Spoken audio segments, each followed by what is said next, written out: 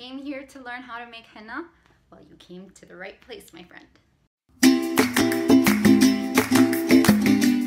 My name is Nadine, henna artist, owner of the Henna Project, avid chocolate lover. Just covering a few basics here for every person who asks, what is the difference between black henna and natural henna? A puppy does. Just joking. But really, black henna is super dangerous. Believe it or not, black henna is actually illegal in most countries. I vow to never ever use that poisonous stuff, neither should you. But if you're here thinking, I'm gonna be learning how to make super dark black henna, dude, log off. That's not what I'll be teaching you. You can still get super dark stain results from natural henna as well. I get asked a lot, can I swap out henna powder in my henna recipe? No.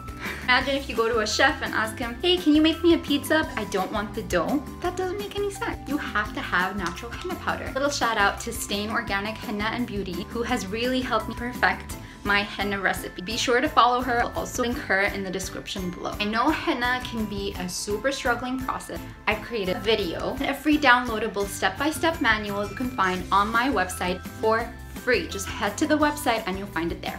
On your mark, set, go. So here are your basic henna ingredients that you'll need. Organic henna powder has to be natural, essential oil, sugar, water, and a spoon or spatula of choice. So now we need to add the sugar and the henna powder and blend that in. Not necessary, but preferable.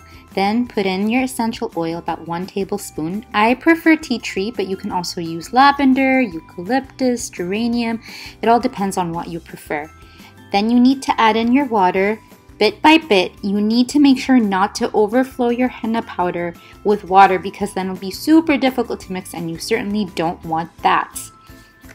Sometimes artists also use lime juice or lemon juice, but I prefer water because it causes less sensitivity.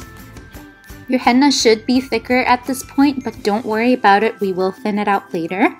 If it looks a little bit like mashed potatoes, that's exactly the kind of consistency that you're aiming for.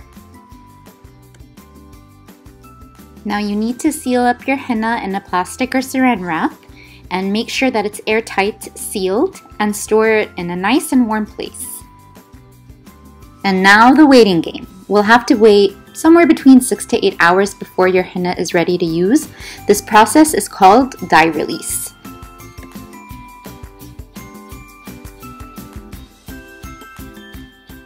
Now that the waiting period is over, uncover your henna from the saran wrap and your henna paste should look mildly dark.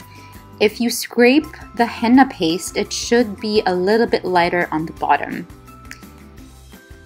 Now it's time to thin it out by adding a little bit of water, no more than 2 to 3 teaspoons, until it's nice and creamy. Kind of looking like chocolate, doesn't it?